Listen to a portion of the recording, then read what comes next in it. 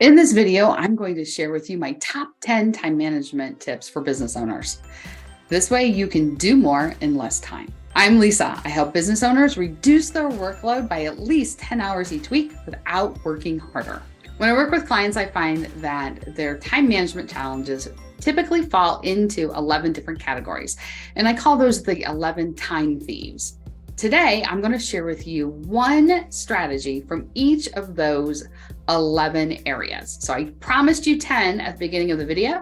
You're actually going to get a bonus one. You're going to get 11 strategies today.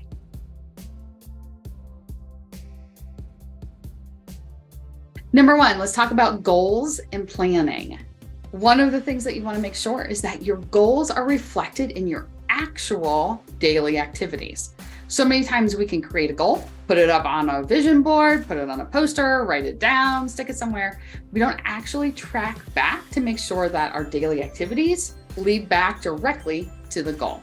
Strategy number two has to do with calendars and scheduling. Ensure that your meetings start and end on time. One way that you can do that is to actually have an agenda and send the agenda out to people ahead of time. That way they're prepared for any of the discussions. Another strategy that helps that is to start your meetings at 5 after the hour and end them at 10 till the hour. This way, people who are coming from one meeting have transition time. And if they're leaving to go to another meeting, they have that transition time. It also allows you time to finish up tracking any tasks that you may need to do in the future. Strategy number three has to do with prioritizing. So often we can feel that we have all these conflicting priorities and everything is of the same value and it's all important. It all needs to happen right now. And that can be exceptionally overwhelming. Create a rubric to help you determine how to know what's your top priority, what would be a second layer of priorities, etc., so that you're not spending so much time spinning around what to do next. You have a clear path for, if it hits this criteria, it's most important, and then here, and then here. Things to consider are, what's the impact that this will have on the organization? What's the impact this will have on your clients? What's the impact that this will have with other people that you're partnering with? How much brain space do you have or other resources are available at that time? How much time do you have to complete things? You can use all of those to help you create a rubric so that you know, here's what to do first and second. Everything cannot be of equal priority. Some are more important than others. Strategy number four, task tracking. Have a system to track all of your tasks that is not in your head. Maybe when most of us were younger, we could keep things in our head and not let things draw through the cracks.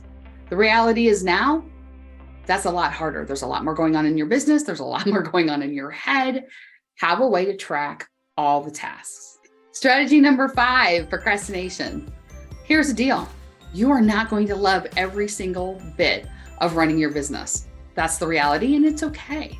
Sometimes you do need to complete things that you don't love. And what you can do when you feel yourself procrastinating is go ahead, set a timer for 15 minutes. You can do anything for 15 minutes that at least will initiate action. Sometimes at the end of 15 minutes, you're willing to keep going. Other times you're like, that's it. I did my 15 minutes and I'm done. And that's okay because you're 15 minutes closer to completing the task. Number six, the strategy relates to projects. This is another area that clients can struggle with. This strategy is that you can create a process so that you can easily finish by the deadline. Projects have a beginning, a middle, and an end. There are tasks that have to happen in order to complete a project. That's the difference between a project and a task. A task is typically one action that can be completed in 15 minutes or less. A project is a whole bunch of those actions grouped together to complete something much larger. Create a process to make sure that you can finish all of those pieces by the deadline, whether that's using a project management software, whether it's, an Excel spreadsheet, whether it's Post-it notes up on the wall, whatever the case may be, create some sort of a process so that you can finish your projects on time. Delegating is another one of the time thieves that my clients will struggle with.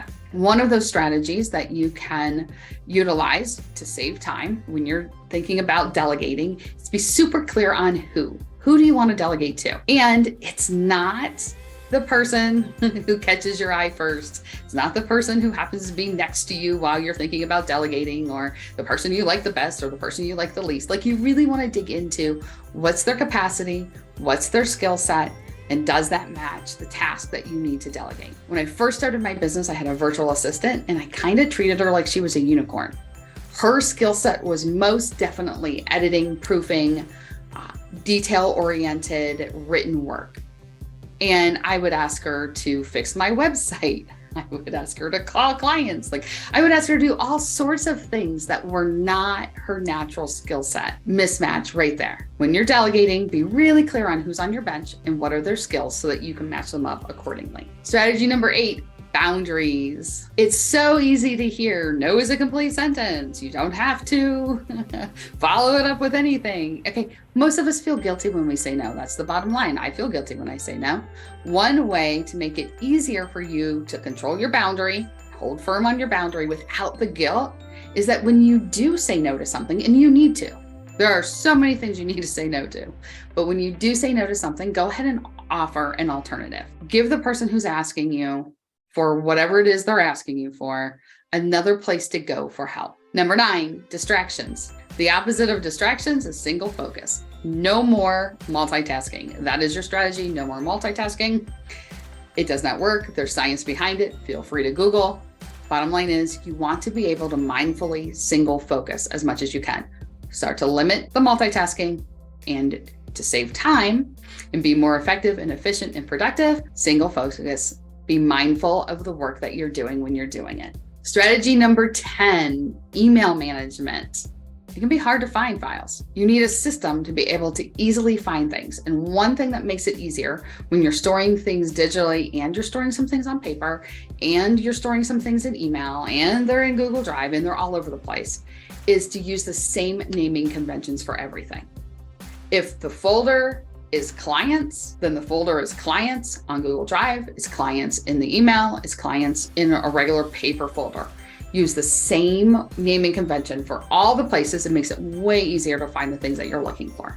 And now for your bonus tip, tip number 11. It's about managing your stress and managing your energy. Our energy ebbs and flows throughout the day, throughout the week. Sometimes we have more energy and more focus, and it's a lot easier to get things done. Other times we don't. Sometimes, and here's your strategy, your bonus strategy, sometimes you just need to take a day. You need to take a day or a half a day or 3 hours or whatever the case may be, and walk away. I recently did this twice in 1 week.